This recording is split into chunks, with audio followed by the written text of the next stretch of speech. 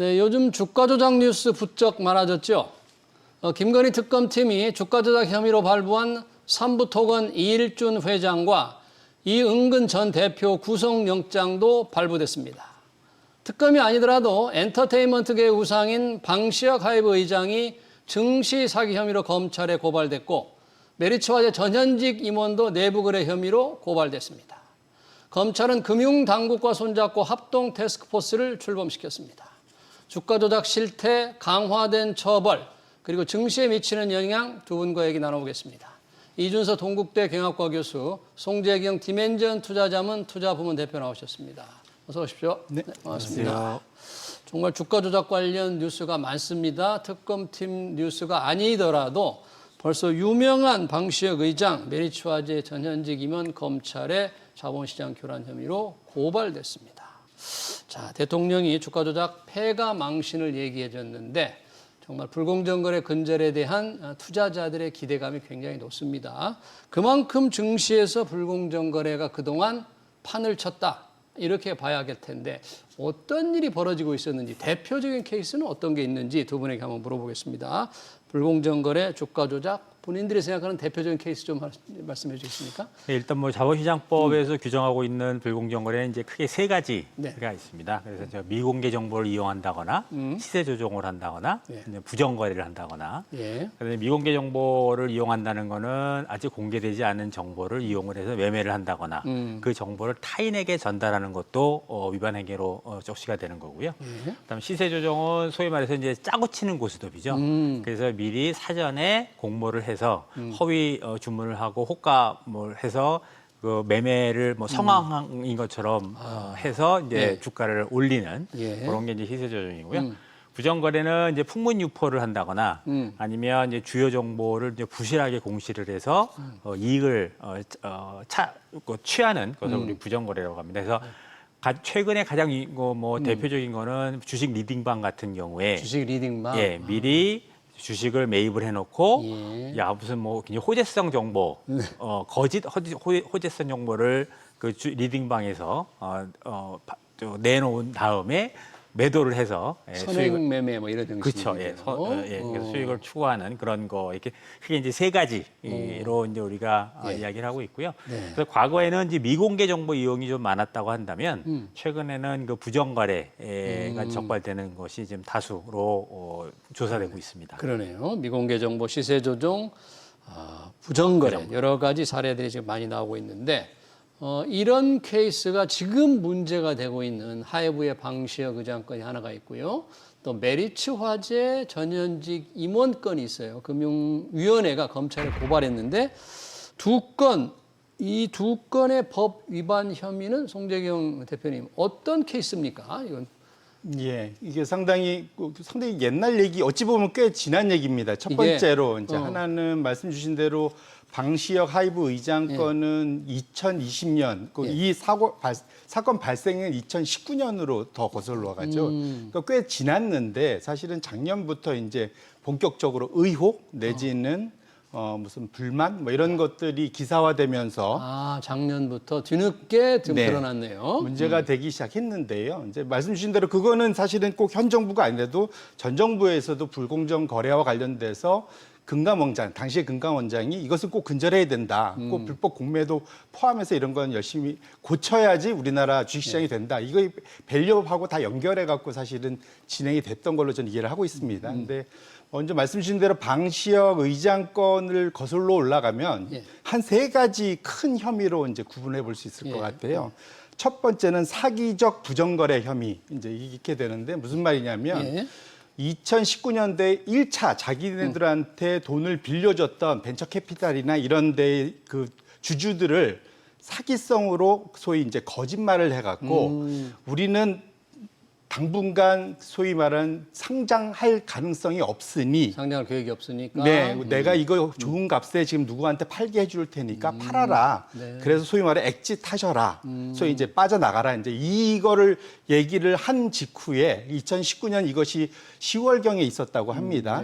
그리고 실제로는 정확히 1년 후인 2020년 10월에 상장을 하게 되는데 이렇게 되니까 사실은 그분들 당시에는 상장 가능성이 없다고 그래서 나중에 지나놓고 보니까 엄청 싸게 판 셈이 된 거죠. 그래서 헐값 매매를 유도했다는 게 첫 번째고요. 그다음에 당시에 이것을 또 다른 소위 이제 투자자한테 넘기게 했던 이분들로부터 소위 이제 이것을 혹시라도 상장 못하게 되면 내가 받아줄 테니 방시혁 의장이 네. 받아줄 테니 그러니까 걱정하지 말고 일단 이거 받아가라. 대신에 혹시 상장을 하게 되면 거기서 당신네들이 벌어들이는 차액의 30%를 나한테 다오. 이제 이런 이제 옵션 계약을 맺게 예. 됐다는 건데 예. 그걸 통해서 지금 대충 지금 알려진 바로는 한 4천억 원 정도 상당의 그러니까 소위 부당 이득을 얻었다라는 것이 이제 1번에 관련된 거고요. 네, 네. 그다음에 이제 두 번째로는 통상 이렇게 되면 최대 주주는 보호예수라는 게 걸리지 않습니까? 네, 적게는 6개월, 길게는 한 1년씩 스스로라도 이제 1년씩 이렇게 보호예수. 이게 무슨 말이냐면 책임감을 가지고 최대 주주니까 나는 상장되자마자 시장에 던지는 게 아니고 나는 꼭 갖고 있겠다. 나는 장기로 간다. 이제 이걸 보여주기 위해서 소위 이제 묶여 있는 그게 되는 건데 사실상은 내가 받아줄 수 있는 아까 말씀드렸던 그 물건을 실제 시장에 팔면서 생긴 차익을 가져감으로 인해서 마치 보호예수를 우회해서 돈을 번 것 같은 효과를 가져왔다는 측면에서 놓고 보면 이건 이제 사실 보호예수의 취지를 사실은 우회한 우회 전술이다. 뭐 이렇게 봐야 될 것 같고요. 알겠습니다. 우선 이 부분 하이브는 이 정도로 하고요. 이준석 교수님께 좀 하이브가 이렇게 할 때는 나름의 이 법적인 판단을 다 받았을 텐데 하이브의 나름 방어 논리 해명도 있겠죠. 이게 어떻습니까? 예. 이게 물론 이제 로펌으로부터 네. 법률 자문을 받아서 이런 행위를 했겠지만 이제 결국에는 이제 자본시장법이라는 것이 예. 모든 그 디테일한 거를 아주 세세하게까지 다 규정할 수는 없습니다. 그러다 보니까 이제 어떻게 보면 로펌 쪽에서는 불법이나 탈법은 아니더라도 그 법의 취지를 지키는 범위 내에서 약간의 루프홀 같은 걸 찾게 되는 거고. 예. 그래서 이제 법률 검토를 통해서 그렇게 했겠지만 결국에는 이제 금융당국 이제 특히 이제 증선위에서 판단을 할 때는 자본시장법의 법 해석에 대해서 여지껏 해석되지 않았던 새로운 사건이 일어났을 때 그거를 판단을 해주는 그 역할을 하는 것이 증선이거든요. 근데 증선위에서는 이제 법률적 검토를 통해서 결국에는 이제 법에서 제일 중요한 거는 인텐트니까요. 왜 그 의도가 뭐냐? 특정 법률 조항을 만들었느냐. 그래서 이제 그 해석에 따라서 이제 최초의 사례의 경우에 이제 증선위에서 판단을 하는 거고요.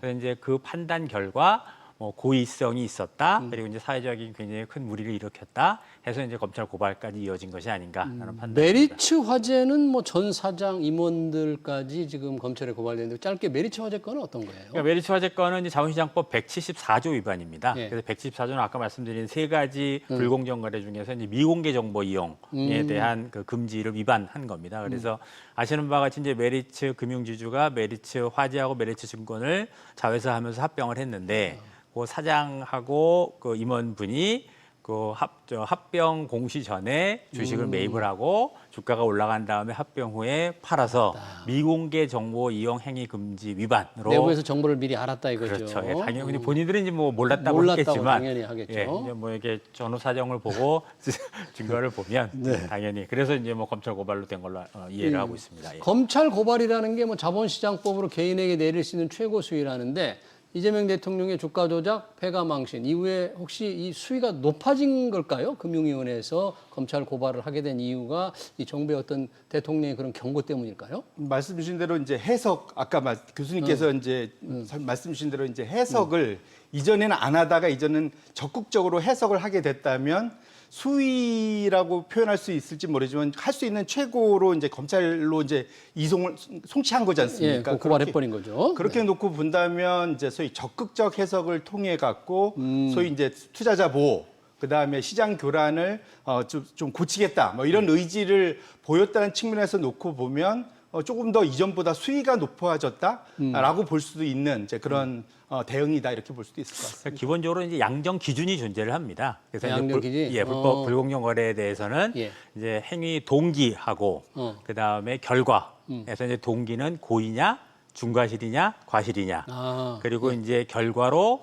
뭐 사회 물의를 일으켰느냐 중대하냐 경미하냐 그럼 세 개랑 곱하면 9개의 경우가 경우가 나오잖아요. 그럼 9개의 경우에 따라서 이제 고의 아니, 검찰 고발 그리고 통보 그리고 과징금 경고 예. 그리고 주의 요 5개를 맞춰가지고 그렇게 양정 기준이 있습니다. 이제 다만 신정부 들어서 이제 기조를 같이 한다는 측면에서 보면 이제 저도 이렇게 해보면 가장 그 민감한 것이 고의냐 중과실이냐 그 판단 기준입니다.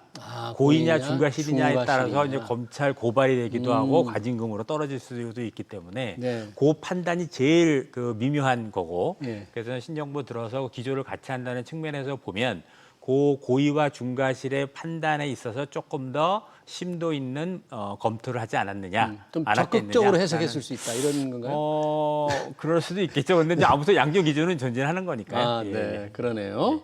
이제 금융 당국이 이게 자본시장을 해서 주가 조작범을 이제 걸리면 사실상 퇴출시킨다. 그래서 이제 원 스트라이크 아웃이라는 표현을 썼잖아요. 한 번 걸리면 다시는 발을 못 붙이게 한다. 뭐 다스니라고 해도 일정 기간은 있습니다만 일단 아웃시킨다.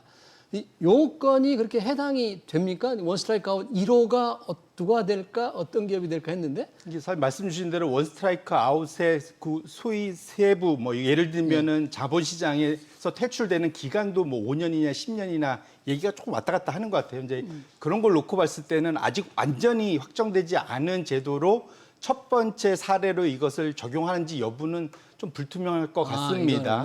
그렇기 때문에 이제 근데 항상 다들 이제 걱정들 하는 게 첫 사례. 첫살에 그러니까요. 소위 이제 시범 케이스 보통 예. 얘기.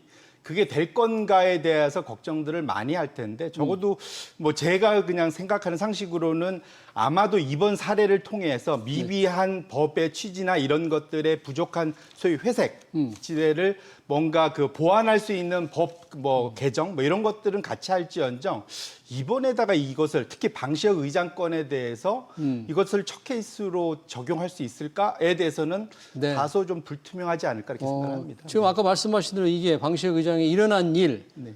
실제 상정이 일어난 거는 2020년 20년. 오래 전이기 때문에 이게 이제 이제야 이 제도가 준비되기 때문에 바로 1호다 하기는 어려울 것 같지만 여튼 누가 걸리느냐 1호는 누구냐 관심이 있는 것 같아요. 이 건은 바로 적용은 안 되는 모양이죠. 예, 뭐 잘 아시는 바와 같이 뭐 소급 적용은 법의 가장 기본적인 게 소급이 안 소급 적용이 안 되니까. 되기 때문에 그래서 이제 원스트라이크 아웃제는 어떻게 보면 이제 작년에 예. 이제 뭐 불공정 거래에 대한 제재를 강화한다는 차원에서 뭐 부당 이득에 대해서 2배 과징금 2배. 부과하고 그다음에 임원 선임 못하게 하고 금융기관에 금융기관 임원 선임도 안 되고. 예, 그리고 뭐 자본시장의 거래를 제한하고 예. 이런 것에 대해서 이제 원스트라이크 아웃제를로 우리가 이해를 할 수가 있을 것 같고요. 근데 이제 앵커님께서 말씀하신 것 같이 방시혁 의장 건은 2020년 그리고 메리츠 화재 그 사장과 임원 건은 2022년에 발생한 거기 때문에 발생 기준으로 보면 아마도 첫 사례로 적용하기는 힘들지 않을까. 다만 그 뭐 전시적인 효과는 좀 있지 않을까라는 개인적인 생각입니다. 그러네요. 그러면 이 건 말고도 주가 조작 관련된 여러 가지 지금 조사가 되고 있고 언론의 보도도 좀 되고 있는데 그런 것들 중에서 과연 제대로 1호를 뭘로 만들 거냐, 뭐가 될 거냐 좀 관심이 있을 것 같아요. 혹시 뭐 떠오르는 지금 얘기되는 것 중에 있습니까? 혹시?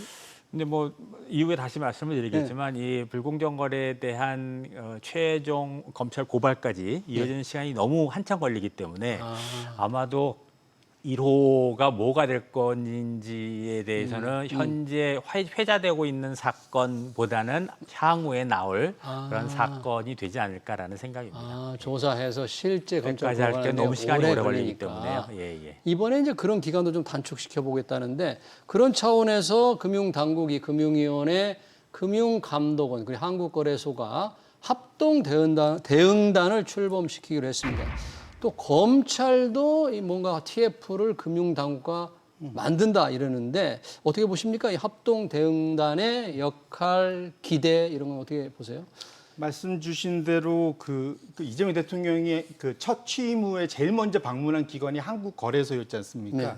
그때 거기 그 직원분이 그 소위 그러니까 좀 읍소 이런 거 고쳤으면 좋겠다라는 얘기를 가만히 들어보니까 기준도 좀 옛날 기준이 있고 그다음에 우리가 뭔가 해보려고 해도 우리 권한이 너무 제한이 많아서 예. 빨리빨리 진행이 안 된다. 이제 이런 거 좀 고쳤으면 좋겠다.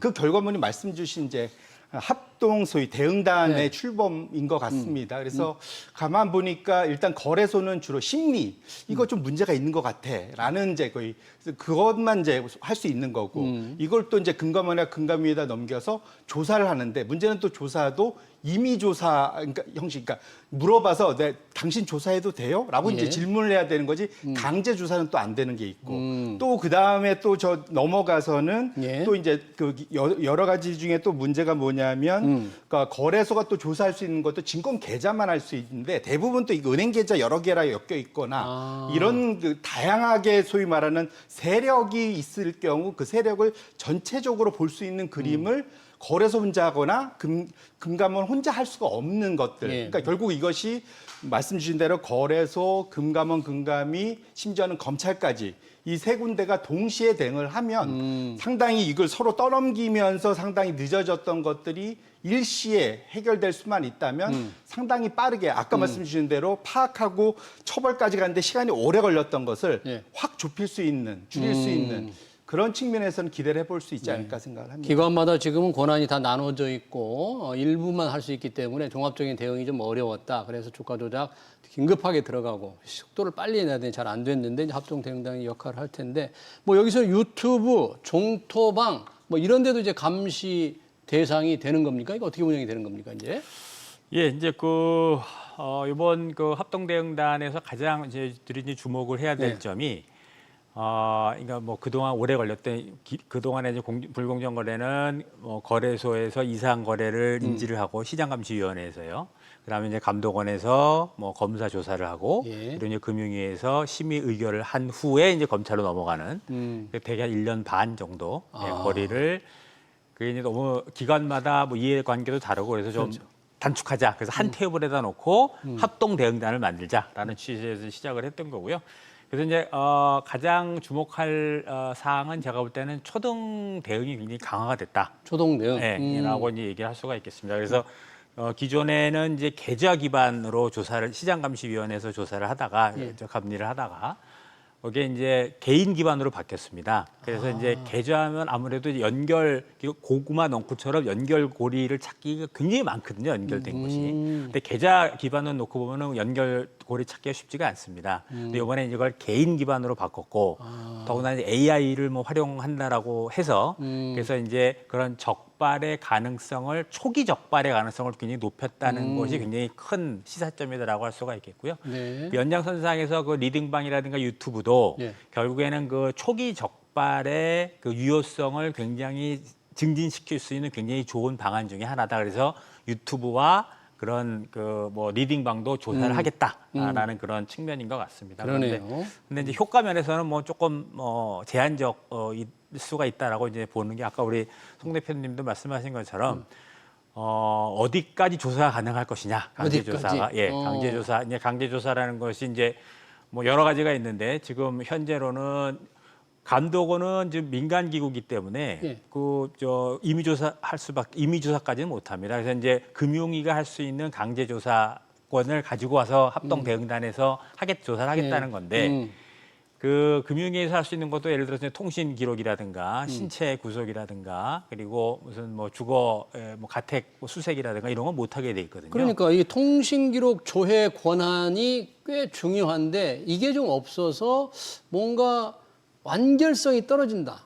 아무리 합동 대응단이 있다 하더라도 제대로 조사할 수 없다는 게 조금 금융당국의 아쉬움인 것 같아요. 그런 부분들이 조금 문제가 많이 될까요? 네, 뭐 말씀 주신 대로 결국은 일차적으로 뭐든지 뭐 저도 뭐 검찰이나 이런 게 아니니까 잘은 모르겠으나 뭔가 조사를 할 때 제일 먼저 하는 게 통신 조회부터 해본다는 거지 않습니까? 네. 뭔가 그러니까 행동들이 있으면 소위 이제 누구하고 연결돼서 이 일이 벌어졌는지를 볼 수 있는 제일 신기해 통신이고 두 번째는 돈을 쫓아가는 건데 돈을 쫓아가려면 증권 뭐 계좌, 은행 계좌, 또 이것이 여러 군데에 퍼져 있으면 그걸 동시에 연결해서 뭐 이런 걸 봐야 될 거지 않습니까? 또 차명 계좌 혹시 있는지도 뭐 이런 걸 다 봐야 될 거니까 통신 조회와 사실은 그 계좌, 소위 금융 거래를 동시에 묶어서 볼 수 있는 권한을 한쪽에 몰아주는 것이 소위 입체적이고 빠른 소위 결과를 낼 수 있는 그러한 것이 될 거기 때문에 그런 쪽으로 아마도 조정이 되지 않을까라고 기대해 보고 있습니다. 뭔가 조금 보완책이 현재로서는 더 필요하네요. 아무리 모아뒀다고 하더라도 시간이 빨라진다고 하지만 아직도 좀 부족할 게 좀 더 있네요. 혹시 더 다른 나라와 비교해서 그럼 우리가 조금 더 부족하다 이런 부분을 확실하게 주가 조건을 제때 빨리 잡아내기 위해서 어떻게 해야 될까요, 그럼? 예, 그러니까 통신 거부터 잠깐 말씀을 드리면 통신 기록 그 조회는 굉장히 법적으로 굉장히 제한돼 있습니다. 그래서 통신 비밀 보호법에 의해서 굉장히 제한돼 있어서 결국에는 이제 우리가 한 가지 참고를 할 만한 것이 이제 국세청에서 조세범을 조사를 할 때 통신 기록을 조회를 합니다. 근데 국세청에서? 예, 어떻게 가능하냐면 이제 우회적으로 수사기관의 협조를 구하거나 영장을 발부받아서 이제 그 통신 기록을 조회를 하고 있거든요. 그래서 그것이 굉장히 좋은 하나의 국세청에서의 조세범 처벌 이 굉장히 좋은 예가 되겠고요. 지금 이제 여러 가지가 있겠지만 결국에는 이제 우리가 보완해야 될 점 하나는 중장기적으로는 결국에는 독립된 한 기관이 원스톱으로 처음 인지부터 제재까지 한꺼번에 하는 소위 말해서 미국의 SEC 시스템으로 가야 될 것이다라는 별도의 생각입니다. 기관이 결국은 필요하지 않느냐. 그렇죠. 아무리 협력을 잘한다고 하더라도 다수의 기관들이 양립을 하다 보면 기관들만의 본인의 이해관계가 다 다를 테고 그래서 아마도 협조의 정도의 차이에 따라서 유효성의 차이는 뭐 발생할 수 있지 모르겠지만 이게 하나의 독립기관이 불공정 거래에 대한 처음부터 A부터 Z까지 한꺼번에 이상거래 인지부터 제재까지 원스톱으로 이루어져야 되지 않겠는가라는. 그래서 저는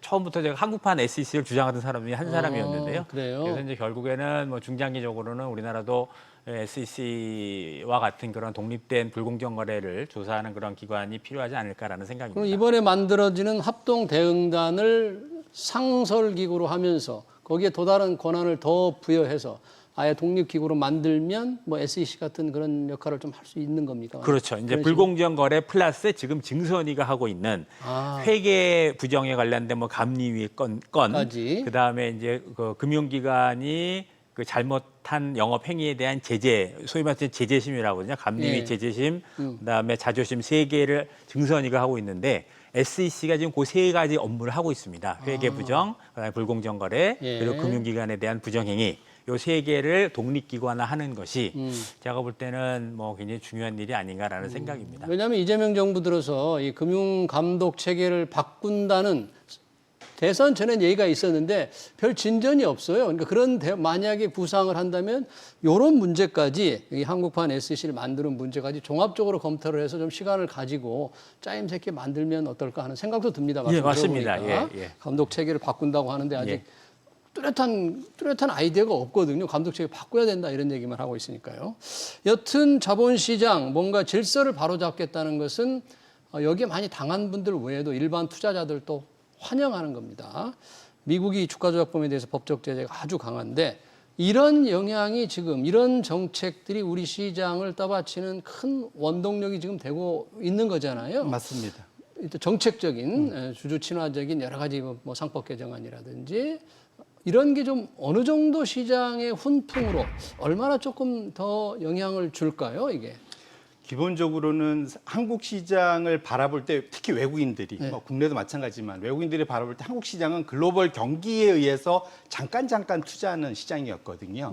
한국 시장 자체가 스스로 소위 이제 퀄리티가 되게 높다 뭐 이런 걸 평가를 받지 못했던 것이 이제 소위 코리아 디스카운트 얘기했었는데 이것을 해결하려면 말씀 주셨던 기본적으로 주주들을 위해서 외국인들 들어오면 소액 주주입니다. 사실은 냉정해 보면 최대 주주가 아니니까 그들 입장에서는 우리들도 제대로 소위 글로벌 스탠다드에 맞게끔 대우받았으면 좋겠다라고 했는데 과거에 한국에 보면은 이것이 법정까지 끌고 갔을 때 결국은 최대주주한테 우호적인 그런 판단들이 내려지는 결과가 되게 많았습니다. 근데 네. 적어도 현재 이번 정부에서 이제 뭐 한 달, 두 달 이제 겨우 지났지만 소위 3법의 개정의 속도나 그 강도나 이런 걸 놓고 봤을 때는 상당히 소위 이제 미국 정도의 수준까지 올라가려고 하는구나라는 기대를 갖고 있다는 측면에서는 상당히 뭐 고무적이다. 그래서 뭐 JP 모건이나 골드만삭스니 뭐 여러 군데에서 이제 국내를 뭐 4천, 5천까지 높게 부르는 이유가 이거는 이제 소위 그 경기 흐름에 따라서 잠깐씩 투자하는 게 아니라 구조적으로 들고 갈 수도 있겠다. 저평가돼 있으니까 네. 이걸 기대해 볼 수 있을 것 같고요. 다만 하나는 이제 아까 말씀드린 대로 앞에 소위 미국식 SEC까지 다 만들어도 이게 법원으로 넘어가면 법원에 가면 이게 다시 솜방망이가 되면 사실은 또 이게 무용지물이 될 가능성이 충분히 있습니다. 그래서 대표적인 예로 아까 좀 우리 그 만에 하나 방시혁 의장의 뭐 2천억, 4천억 정도의 만약에 이런 문제가 발생이 실제 되면 한 10년 전에 미국 뉴욕에서는 이거 하나 갖고 45년형이 나왔습니다. 45년? 와, 예. 그래요? 그리고 평생을 당연히 있어야 부당이득은 2배 토해내야 되고요. 45년 나왔고 그 회사가 있던 운용사는 거기에 뭐 한 2조 이상의 또 과징금도 매겨지고 결국은 소위 말하는 이제 죽어야 그 감옥에서 나올 정도로 엄청 경제사범을 세게 믿거든요. 그래서 결국은 우리가 이게 SEC까지 잘 맞는다 하더라도 그 다음에 거기에 대한 이제 판결까지도 미국 스타일로 나와줘야 완성된 거다 이렇게 저는 기대를 하고 있습니다. 이번에 원 스트라이크 아웃 했는데 우리도 부당 이득을 2배까지 최고 확실히 환수하겠다는 게 지금 적용이 법에 돼 있는 거죠. 예. 부당이득 환수는 돼 있고요. 이제 그보다 더 무서운 게 징벌적 손해배상입니다. 징벌적 손해배상. 그래서 2배 이상이라 그건 이제 피해를 본 사람들에 대해서 예. 3배, 4배, 5배까지 그 징벌적 손해배상이 있어서 그래서 미국에서는 그 징벌적 손해배상이 사실 굉장히 무서운 걸 징벌적 손해배상과 집단소송제. 우리는 그게 없죠. 우리는 없습니다. 우리는 아직 징벌적 손해배상제는 도입하지 않고 있어서요. 그게 어떻게 보면 그 미국에서 주가 조작범이 발을 못 붙이게 하는 가장 중요한 이유가 아닐까라는 생각이 징벌적 손해배상과 집단소송제. 그런데 현재 우리는 부당이득의 2배까지는 부당이득은 있고요. 부당이득 환수는 있고. 환수는 돼 있고. 예, 징벌적 손해배상은 없습니다. 네, 그러니까 우리가 아직도 좀 가야 할 길이 많네요. 주식시장을 바로잡기 위해서 여러 가지 기부 만드는 것, 더 벌칙을 더 강화하는 것, 앞으로 좀 시간을 가지고 좀 지켜보겠습니다. 최근 까다로워지고 있는 주가 조작범에 대한 규제, 원 스트라이크 아웃 토론 여기서 마칩니다. 지금까지 이준서 동국대 경영학과 교수, 송재경 디멘전 투자자문 투자부문 대표였습니다. 고맙습니다. 고맙습니다. 네.